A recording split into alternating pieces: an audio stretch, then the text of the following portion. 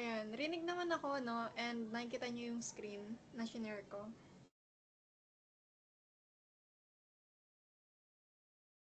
Okay. So, first muna, sa needs assessment muna tayo. Pero madali lang naman. Hindi naman natin i-discuss itong need assessment kasi I'm assuming na nabasa nyo siya isa-isa. So, dito sa Alizar and Aliaga, so, kung mapapansin nyo, ang pinagkuhanan ko is itong mismong cooperative na Alizar. So, ito yung naging response nila sa kung ano ba yung current situation nila with PCIC. So, ayan, nilagay ko naman. So, basahin na lang para informed tayo. And then, dito naman, ang nilagay ni Tracy is mga research study. Well, hindi siya directly sa, sa Alizar or Aliaga, pero I think meron dito, ay same district lang, pero connected siya in a way na ang pinapatungkulan is sa PCIC. So, ayan, basahin na lang din para may ano tayo. And then, eto, kagabi lang ata to. Tama. Pero ayun, nakuha ni Tracy yung, or nakontak ni Tracy yung farmer and member ng Alizar Cooperatives. And ito yung naging response niya sa kung anong status nga nila with PCIC. So, pabasa na lang din. And then, ito naman, same lang nung kay Hana na past studies. So, yung kay Nicole, alam ko meron na rin siya, pero ayun, Nicole palagay na lang din dito sa docs yung mga naging response. So, for Batitang and or Saragossa naman, actually, nag-reach out na sa akin si Trisha and si Daisy nga about dito kasi masyadong limited, like close to none, yung nahanap nila in relation sa status ng Batitang and or Saragossa sa sa PCIC. So kaya pinayagan ko na lang din na kahit hindi directly related or kahit hindi nagmula yung study or farmer sa mismong Batitang or Saragossa, as long as merong kinalaman sa status with PCIC. So, ayan, nabasa ko naman yung mga pinagdalagay. And, ayun, basahin nyo na lang din para informed. Pero ang pinaka-critical dito is yung kay Trisha, in which wala pa. Pero yung kay Trisha kasi, ang ang magiging source niya is yung Batitang Agriculture Cooperative. So, parang same doon sa nakonta ko na Alizar. So, mismong Batitang Arbo yung magbibigay ng information. However, as of now, wala pa rin siya. Tama ba, Trisha?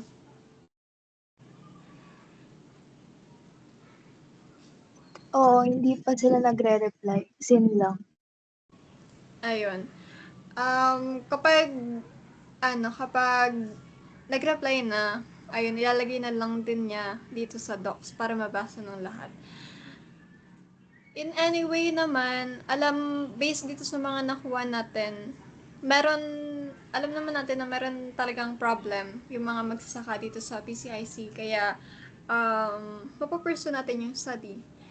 So, ayun, ang ano ko lang dito sa assessment is basahin ng bawat isa para informed tayo sa kung ano yung mga nakalagay. And ito kasing need assessment, makakatulong din siya sa pag-create ng survey questionnaire, especially sa SOP1, since ito yung, ito yung nagbibigay ng status ng PCIC. So, ayan, based sa mga nilagay, especially makakapag-create ng questions about sa SOP1. So, ayun lang naman para sa need assessment. May question clarification ba kayo dito?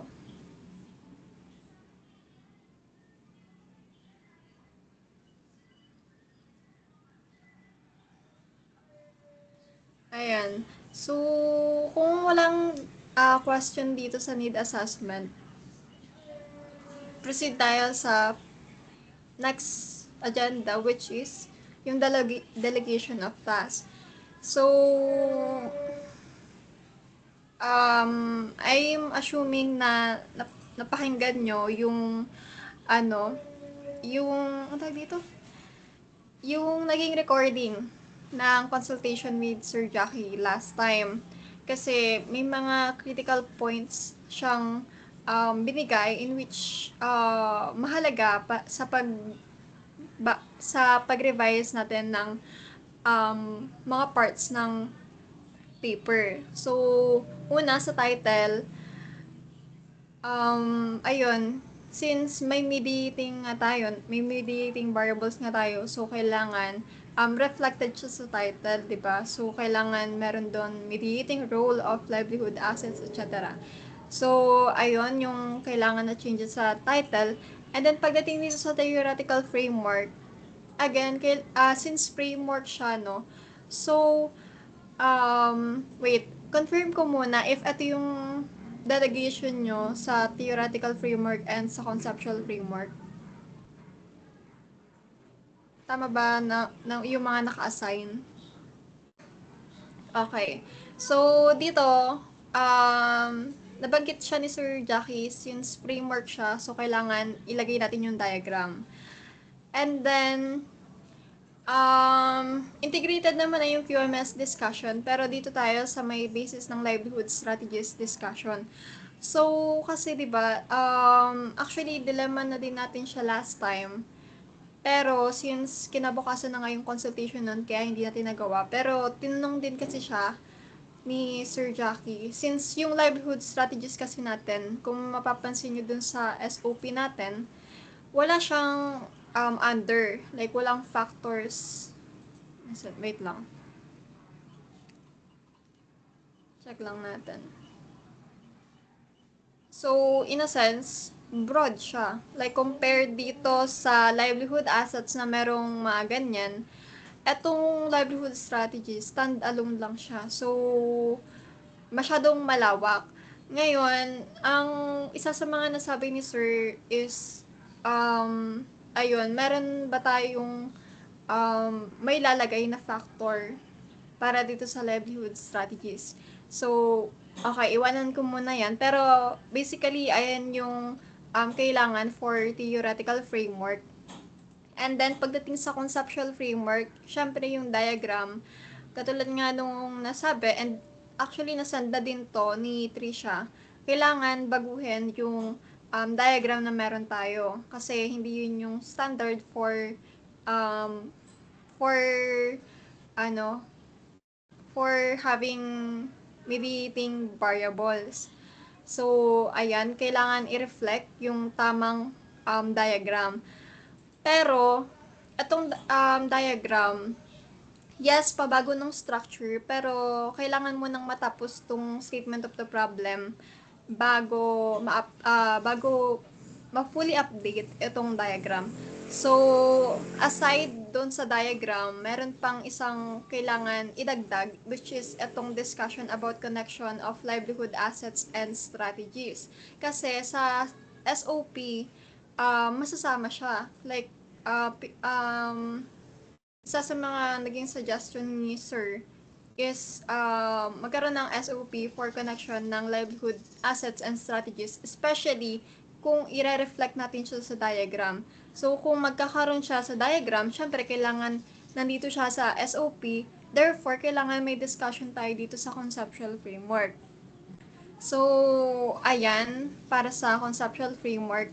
And then for statement of the problem naman, katulad lang din siya nung nasabi ko dito sa theoretical framework, maghahanap tayo ng basis or mga factors na ilalagay for livelihood strategies. Like, kung kailangan magkaroon tayo ng common ground kasi masyado siyang broad. So, hindi natin alam kung paano siya exactly i-measure. So, ayan.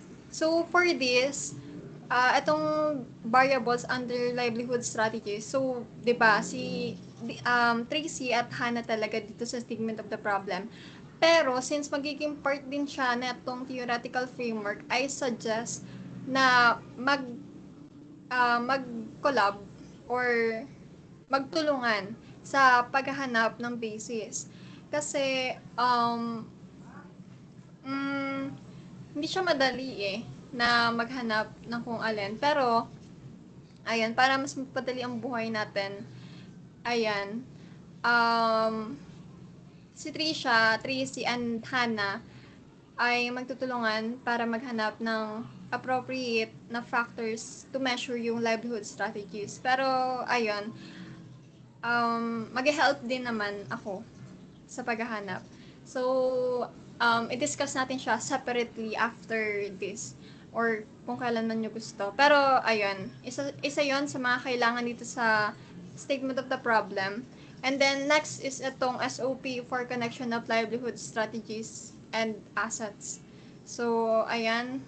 So, ayan. Ito naman, yung mga natitira, naka-base na siya sa kung anong changes dito. So, basically, kailangan namin antayin ni John Ray yung updated version na itong tatlong to bago namin magawa ito. Kasi, ayun, dun nga nakadepende sa kung anong nangyari dito. So, for chapter 1, may question ba kayo? Or may gusto ba kayong itama sa mga sinabi ko kasi baka mali eh.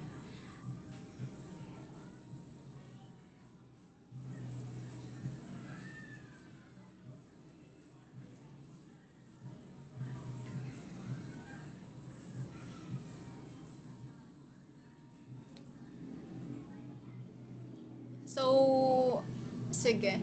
If walang question, ayan. So, proceed tayo dito sa chapter 2. Ay, wait, okay. Ulit. Pa-take note kung sino yung mga assigned. Sila yung yung magbabago. Next is dito sa chapter 2. Diba? Sa chapter 2 and chapter 3 kasi, hinati natin siya, hinati natin yung group sa kalahati. So, dito sa chapter 2, ang assigned is si Belaro, Del Mundo, Delim, at Patalya. Yes, okay naman na yung components ng chapter 2. However, yung kasi doon, yung mga subtitles, nire-reflect niya pa yung past um, na study natin. So, for chapter 2, ayun, sa inyo ko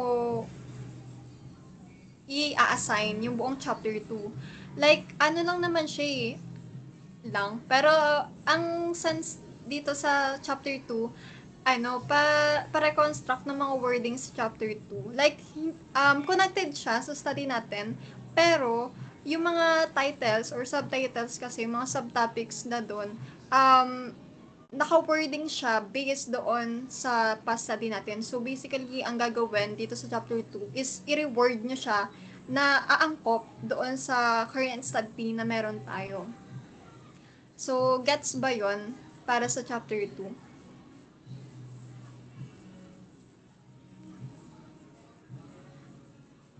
Sige. If may questions kayo, erase nyo na lang din. Ayan. So, for chapter 3 naman, wala kasi dito si Rafael, pero sana panoorin niya to. Ayan, sa research method, hindi ko alam kung bakit naging ganito ang research method natin. Pero, pinoint out ko na to last time. Sabi ko, wag gagamit ng first person point of view. Yes, napalitan, etong kunyari, ito sa the researchers, okay, pinalitan niya yung we. Pero may mga natira pa rin, katulad na tong our. Wala dapat yan, kasi 'di ba? Ano to we, formal paper. So, dapat hindi tayo gagamit ng first person. So, ayan, i-remove yung mga first person point of view. Tapos, ang isa pa din sa napansin ko dito sa research method is walang citations or anong basis ba netong mga sinabing design. So, for example, atong quantitative research design, nasan ba yung citation yan? And meron pang isa, ano pa yung, nasa na? Ito, yung causal explanatory, nasan ba yung citation yan? So, alam naman natin na sa chapter 3, kailangan merong mga basis. Kasi methodology ito eh. So, nasan ba yung citation for each? So, sa ibang parts naman na itong chapter 3, may mga naging basis naman or may mga nilagay naman na katulad na to, si Daisy, nilagay niya yung basis ng ayan. So, okay yan. So, ganun din sa iba. So, sadyang dito lang sa research method, walang citation. So, ayan, kailangan ng citation. And then, eto, be consistent sa variables use. Etong transforming structures and processes, di ba, wala na to doon sa diagram natin sa conceptual framework. So, dapat maging consistent sa kung ano yung nakalagay doon sa conceptual framework in which PCIC. So, ayan. Another last thing, eto, revise the whole part into a more formal and objective version. Kasi, ang naging dating sa akin na itong research method nung binasa ko, more on conversational siya. So, ito, I don't think necessary na sabihin siya or maging part siya kasi which is exactly what the researchers need for study focus on accountancy and finance. So, yung mga ganyang type, hindi na dapat siya sinasali. Kasi, hindi siya appropriate na ilagay. Siguro, kung essay, kineme, okay siya. Pero, ano kasi ito eh, research paper, academic paper, no, na kailangan objective and formal. So, hindi dapat nire-reflect yung emotion ng researcher. Especially, since chapter 3 to eh, methodology. So, dapat, naka-base on books. Hindi dapat siya ganito. So, ayan, Rafael, sana panoorin mo to kasi kailangan mong i-revise yung buong research method. Ayan. So, next naman, hindi ko nilagay yung other parts ng chapter 3 dito. Pero, kasi wala naman na siyang major revisions. Kunyari, this sa population, sample size, and sampling technique. Wala naman na kailangan baguhin dito, pero, i-update na lang yung ibang parts if ever na magkakaroon. Like, kunwari, dun sa chapter 1, kung may maapektuhan, kung yung mga changes sa chapter 1, may maapektuhan ba nun dito sa population, sample size, and sampling technique? If meron, okay, baguhin na lang. So, ganun din yung gagawin for research instrument and validation and reliability. So, I think, ang assign dito is si Trisha and si Daisy. So, ayun. Ang gagawin nyo na lang, kaya hindi ko siya sinama dito sa delegation of tasks is wala namang um, malaking changes. So, i-update na lang based doon sa mga pagbabago dito sa chapter 1, if ever na applicable. So, another thing is itong statistical treatment of data. Well, naano kasi siya, na point out siya. And, well, hindi rin kasi talaga ako sure. dito sa simple linear regression analysis and sa serial mediation analysis. So, kailangan ko pa siyang i-check kung valid ba na ayan talaga yung gagamitin. So, ayan. So, for chapter 3, meron bang questions?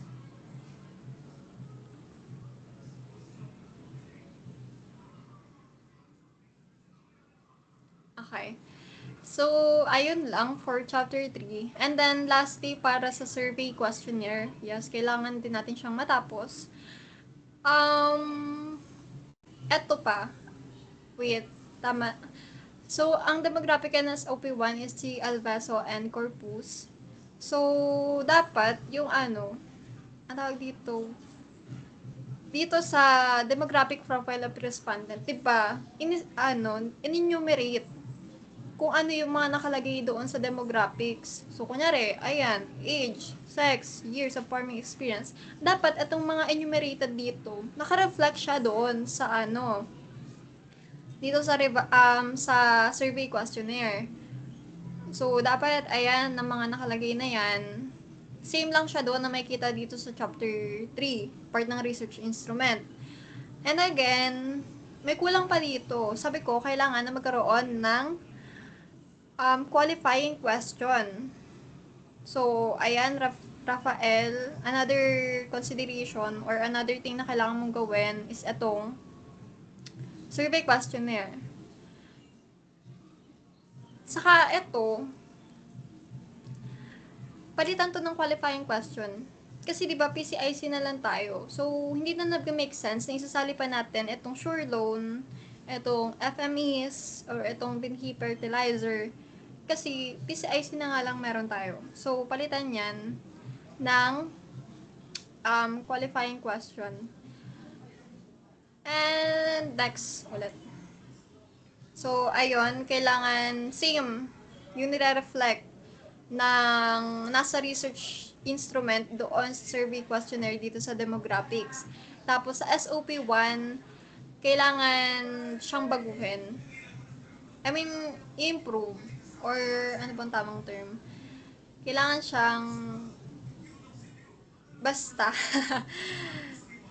Ang tawag dito, mas i-reflect yung ano, ang ano pala dito, ang napansin namin ni Hannah last time is that kailangan ang nasa mindset natin sa paggawa ng survey questionnaire, especially SOP 1, 2, and 3, is ang sasagot is yung farmers. Kasi nung nabasa namin siya habang naghahanda kami doon sa consultation with Sir Jackie, merong mga questions na hindi nire-reflect or hindi naman makakasagot yung farmers kasi ang naka-position doon sa question is parang PCIC yung sasagot. So, kailangan um, i-check nyo ulit or check natin ulit itong mga pinaglalagay natin kung akma ba na talagang masasagot siya ng mga farmers.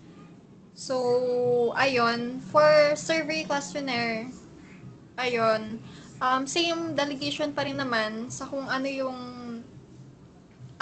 distribution last time. So, for SOP2, Del Mundo, Delim Fuerte, and then SOP3, Belaro, Patalya, and Halyares. So, ayan lang naman for delegation of tasks. Meron ba kayong questions or clarifications or anything? Or baka may nakalimutan akong ilagay na hindi ko nalagay. Based doon sa sa naging recording.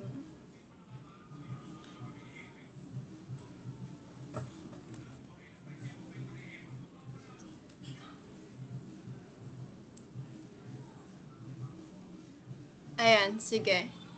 So, if wala kayong question dito sa delegation of tasks, sa deadline tayo pumunta.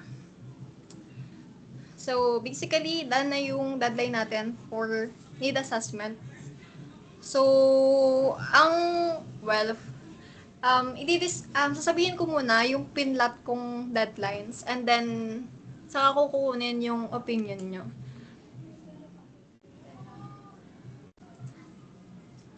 So,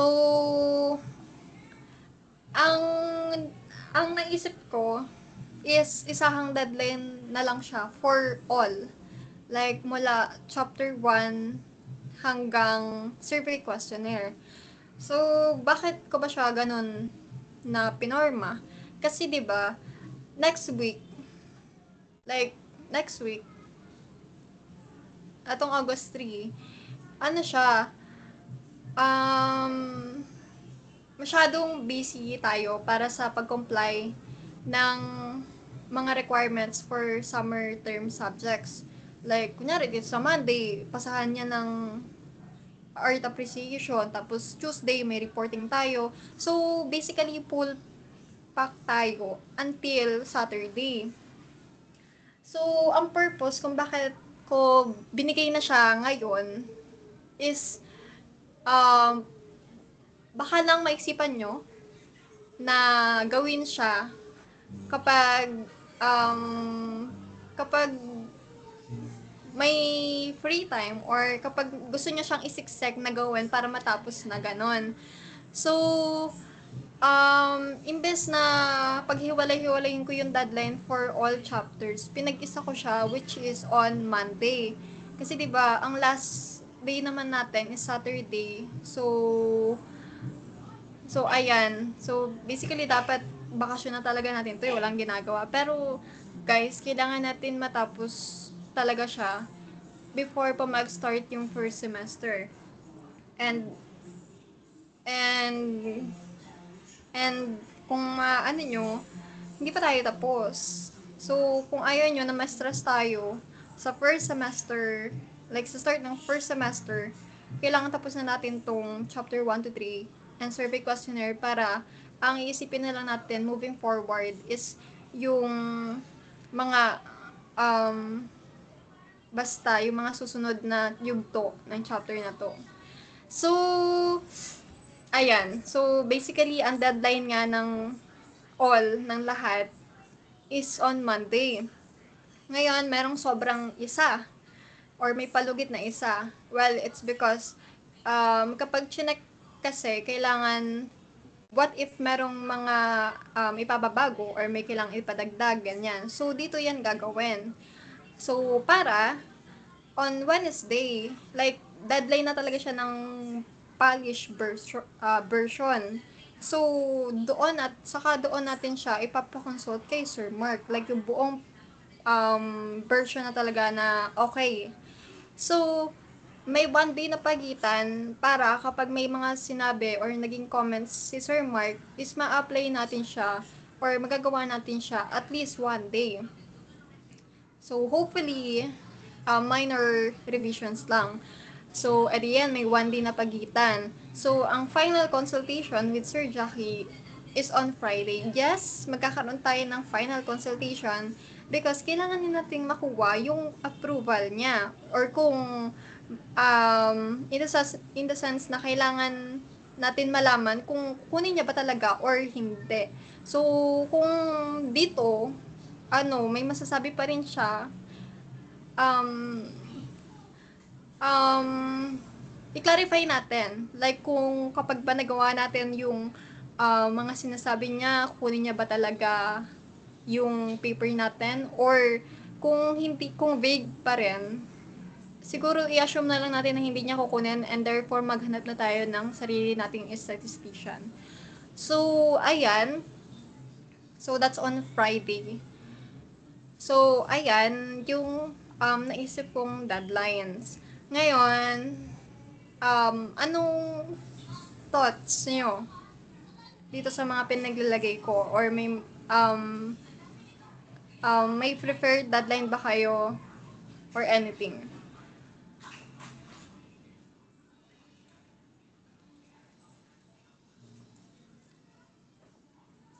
Sige. Wait a minute, check.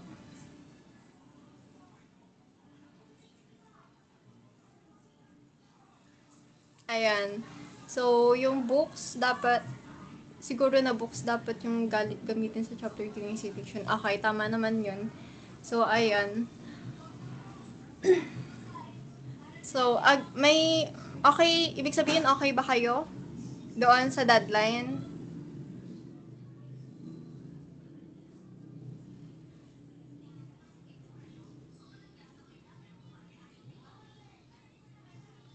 Okay, what about Patalya and Dalim? Okay. Ikaw, John Ray.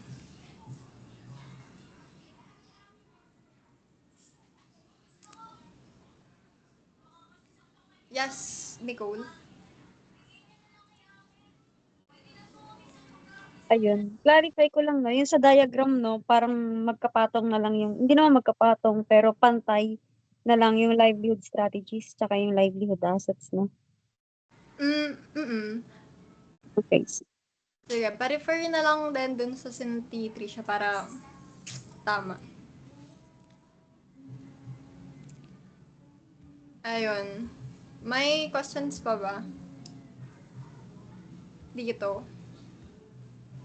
So, kung wala, um, may proposal.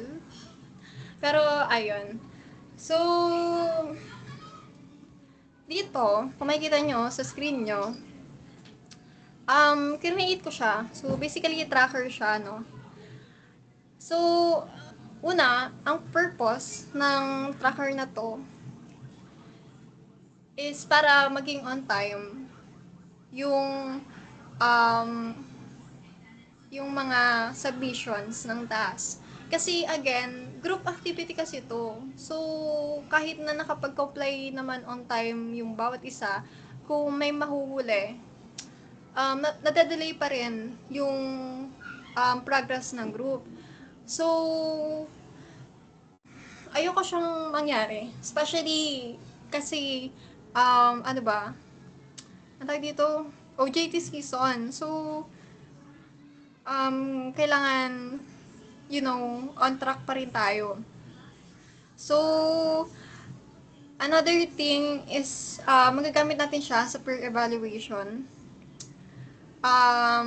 At least recorded yung mga um, naging contribution natin or naging contribution ng bawat isa sa pag-accomplish ng paper. So, dito, sa punctuality tracker, nasa peer evaluation. So, basically, about siya sa pagiging on time ng submission.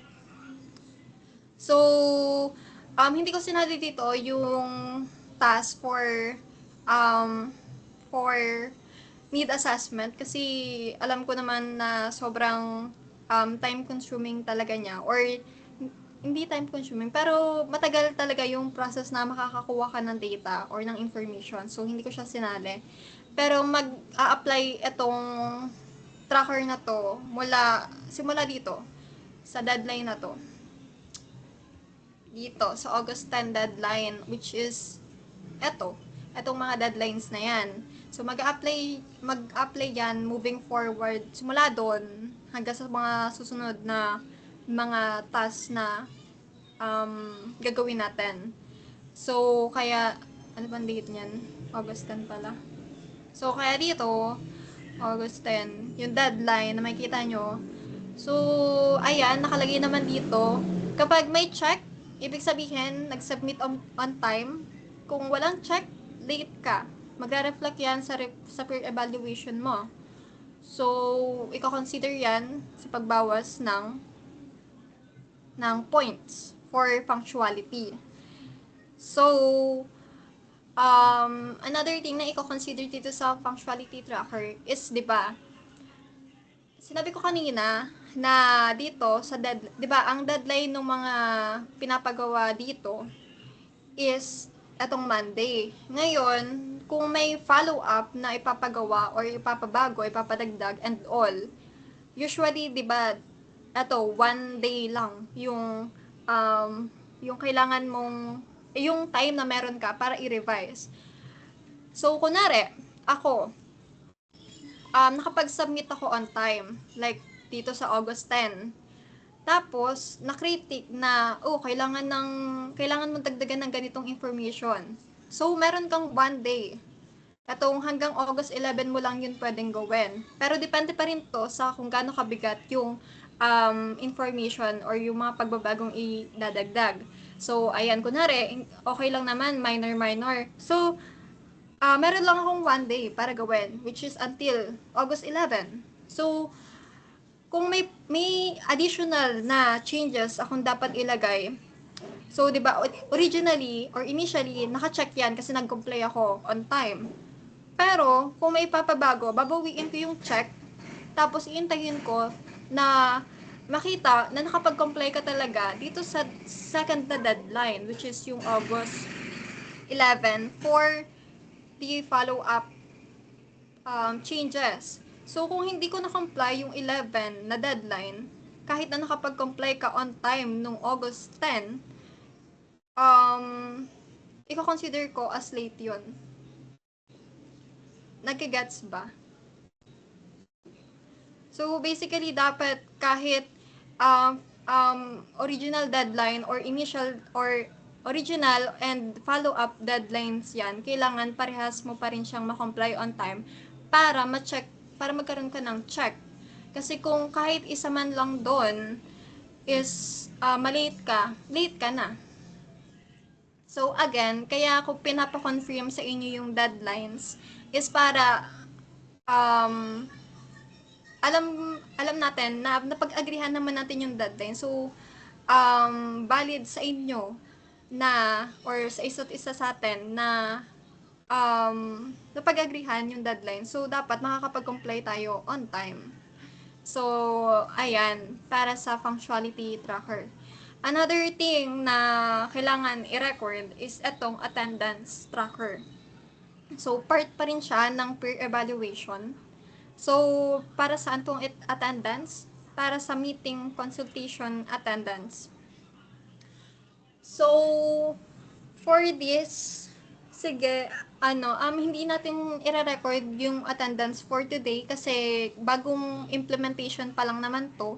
So, yung mga susunod na meeting or consultation natin, saka ko i-record yung mga naging attendance ng bawat isa.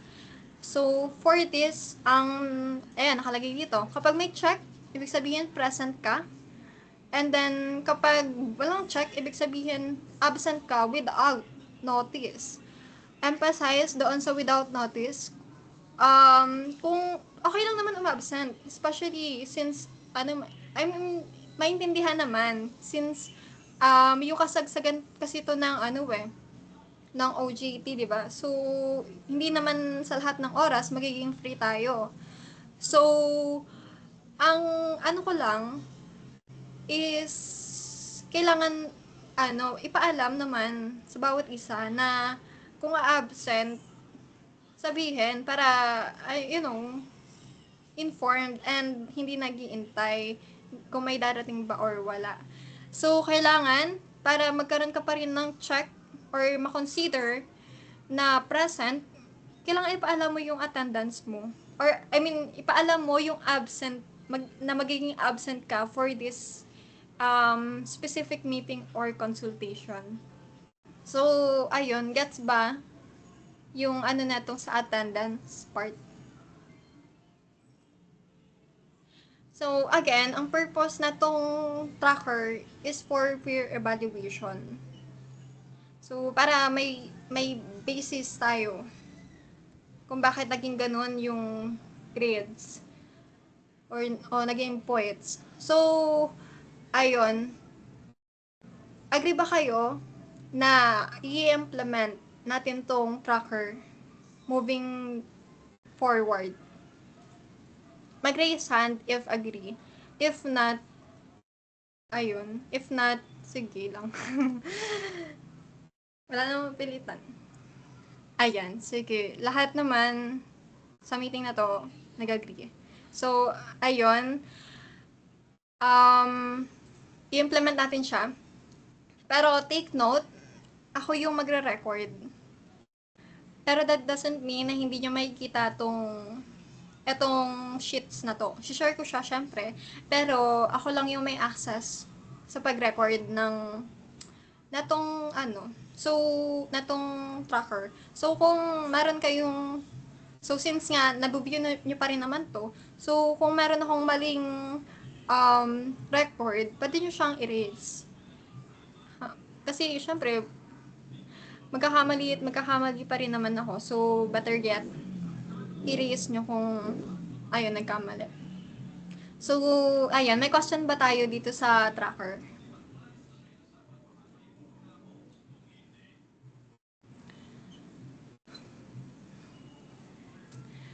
So, actually, ayan na, last na yan, yung tracker sa agenda natin for today. So, other matters, questions, clarifications, concerns, meron ba kayong gustong itanong?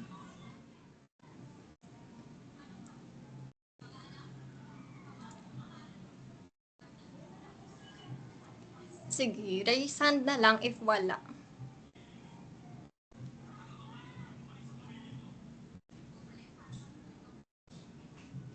Okay. So, wala naman questions. Pero ayun, if meron, sige, sa ano na lang, sa GC na lang kayong magtanong. And then, ayun lang naman for this meeting. Pero wag mo na kayo magliliw, ha? Wait lang. So, ayun ulit, pakitandaan yung magiging deadlines natin and sa delegation of tasks. Hindi pa naman this week yung deadlines, pero sinabi ko, inassign ko na siya or nag-meeting na tayo ngayon para kahit pa paano is masimulan ng bawat isa or maging informed sa kung ano ba yung mga gagawin natin for ARM. So, ayan, nasabi ko naman na sa inyo lahat ng kailangan kong sabihin. Ayan, kaso wag mo nang aalis kasi ni-raise ni Nicole na pag-usapan na din um, yung contemporary world. So, kung sino man yung leaders, go. Sa inyo na yung floor. Thank you.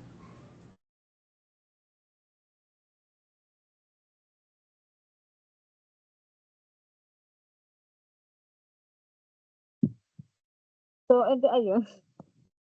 Ano, ni-raise ko na rin kay Mika yung PCW kasi nga, kailangan na rin siya sa Tuesday. And then siguro sa delegations naman, since 8 tayo, and then 10 minutes lang naman yung kailangan.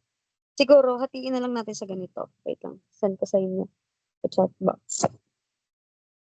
Bali 3 yung magiging reporters, 3 sa information, and then 2 for PPT. So, bakit 2 for PPT? Kasi yung isa maa-assign doon sa PPT info. Bali, ayan. Sa tingin ko naman kasi, yung parang yung task natin, medyo madali lang naman talaga siya. Kaya parang kaya rin naman nating matapos yan kaagad. So, sa tingin ko, bukas, dapat yung maa-assign sa information, I mean tomorrow morning, dapat siguro may may output na sila. Para yung reporters is makapag-ready kung may babaguhin ba sila dun, gano'n. And then para magawa na rin agad nung mga naka-assign dun sa PPT. Para sa Monday, wala na tayong masyadong problema, gano'n. Para kasi baka pasahan din kasi ng mga yan, mga activities, eh. So, ayun, maganda siguro kung tapusin na rin natin 'to kaagad. So, ngayon yung concern ko is kung ano yung gusto niyong mangyari dito. Volunteer ba, ruleta, ano, or gusto niyo mix? Yung mga walang maa-assign dito, kunwari hindi kayo yung nag-volunteer dito sa information, gano'n. Iroleta na lang natin yun. Ano bang gusto niyo? Siguro isa-isahin na lang din natin. Ayun, ruleta daw. May reporter isa, sige. Ayan, sige. Sabihin niyo lang kung saan niyo gustong ma-assign. Ako nasa isang PPT. Ayun. Ano 'to, paunahan na lang 'to. Ayun, information. Paunahan na lang information. Bale, ang maa-assign sa reporters ay si Lajan Ray, si Mikay, tsaka si Rap. Okay lang ba 'yun?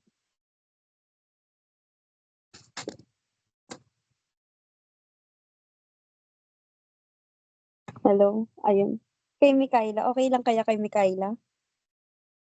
Ayun, okay lang. Bale, si Raf, parang no choice na. Kasi wala siya dito. So, ayun. Okay naman na sa delegations. Siguro, magbibigay na lang din ako ng docs mamaya and then nandun na rin yung mga deadline. Ayun. Tapos take note lang din sa maa-assign sa information. Hatiin niyo siguro siya sa economic, political, cultural. And then, kayong tatlo na nandun, magbibigay din kayo ng proposal each. Siguro yung mabibigay nating proposals is 3 lang, ganun. Ay, ano yun? Nagre-risi-trisi. Go, ma. Ano lang, question lang, yung sa proposal ba, bali sa amin 3 lang manggagaling? Like, hindi na tayo magbe-brainstorm, gano'n. Okay lang din naman kung mag-brainstorm. Pero kasi, carry ba ng time nyo? Kung bukas din, brainstorm tayo sa proposal.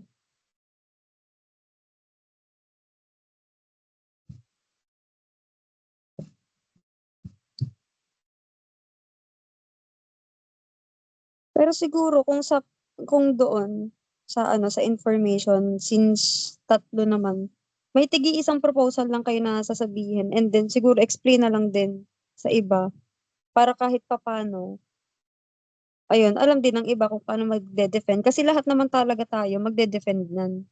Hindi lang kung sino yung reporters.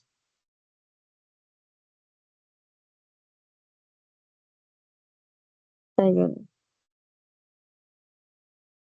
Siguro sa Monday kapagka may time pa, yung gagawin natin is yung titignan natin yung mga pros and cons ng proposal na sinabi ng mga naka-assign sa information. Para maging ano lang tayo sa time, gano'n. So yung sa information, okey lang ba sa inyo sa information kung iroleta ko na lang din yung maa-assign sa inyo? Kung economic ba, political, cultural? Ayun, sige, roleta ko na lang.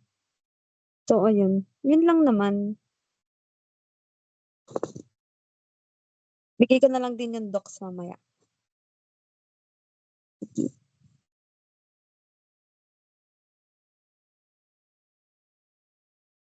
Mag-closing remarks ka na, Mikaela. Tapos na yan siya, okey na yan siya. Ay ayun, si Trisha.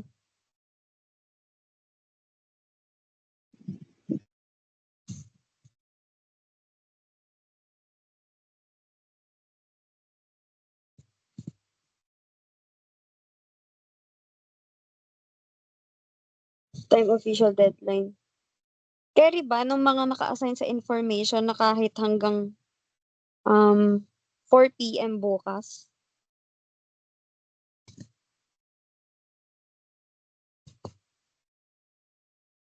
Mhm. Okay, sige. 4 PM. Then yung sa PowerPoint, 'pag natapos niyo naman siya kaagad, ayun, sisimulan na rin namin kaagad. Basta by Monday, siguro dun pag-uusapan na talaga natin yung proposal din dun, para lahat tayo handang sumagot kay sir. Yun. Okey na ba? May question pa ba?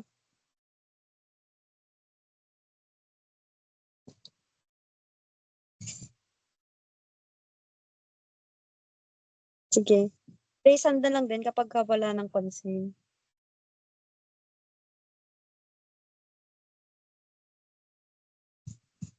Ayun si Trisha may sinasabi pa ata.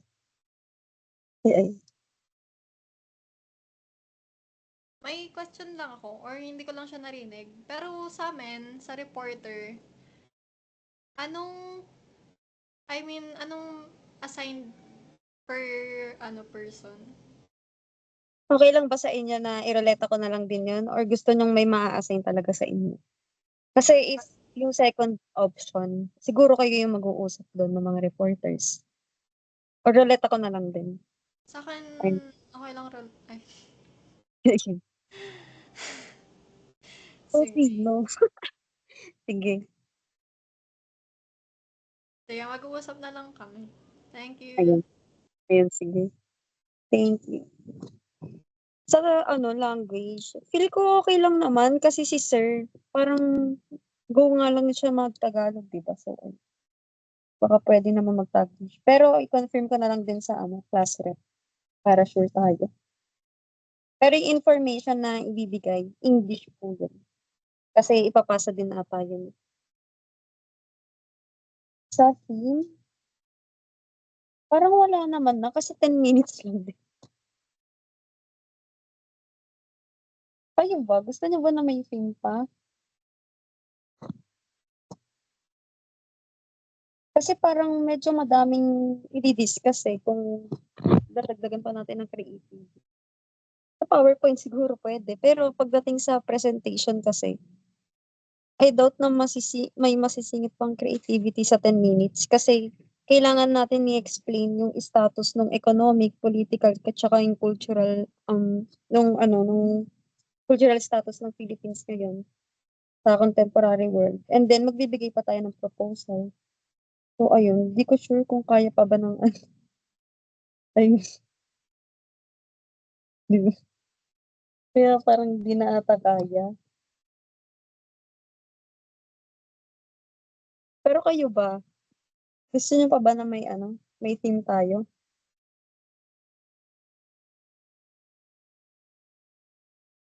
Ayun. Sige, kapag ka may gusto ng may team. Tas like na lang kapag ka ayaw na. Ganun. Magsalita eh.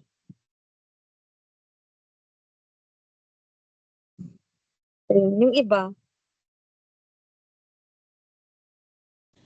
Wait, ano bang team? Like, team na sa PPT lang? baka kasi sa presentation din yung mini-min niya, ganun. Wag na, sino ba yan? Sino ba nagsabi niyan? Well, sa PPT, okay lang naman siguro. Sa PPT, okay lang. Oo. Kung sa yun, sa PPT and background. Sa reporter, kung sino nag-suggest na may team, siya na mag-report. Palitan mo ako, Tracy. Sige na. Nagkaanuhan na yan sila.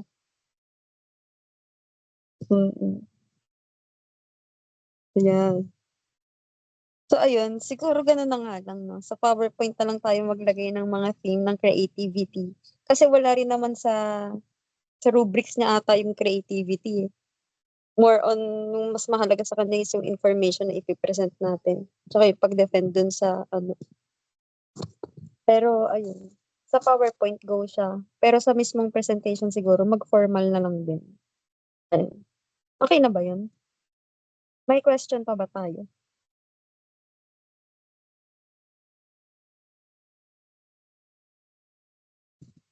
Ayun, sige.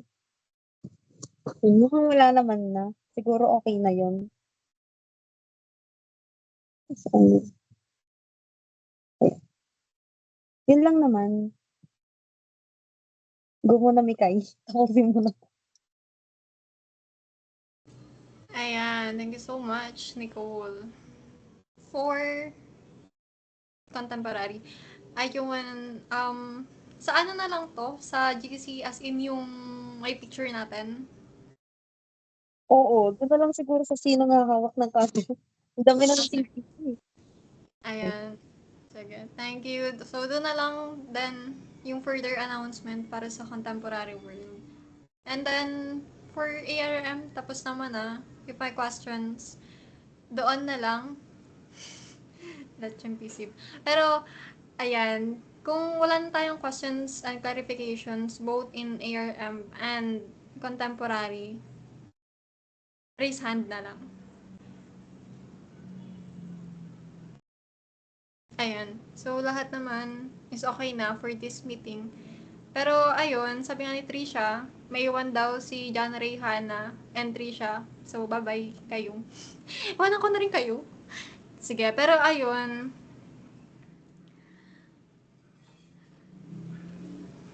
alis na daw kayo, Tracy, Nicole, at this. Alis. Alis. Ayun, thank you so much, guys. Thank you rin.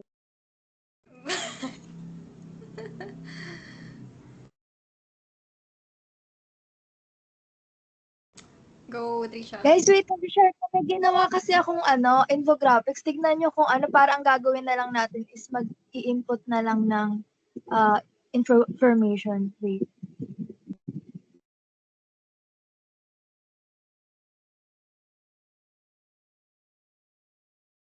Nakakita ba share screen? Wait. Nakakita ba? Wala pa sa akin. Wala pa. Pero may naka-share screen ako. Wala. Ay, wala. Okay, sige, wait Mm. lang. Ayan, meron na. Ayan, meron na. Naka-share screen ba?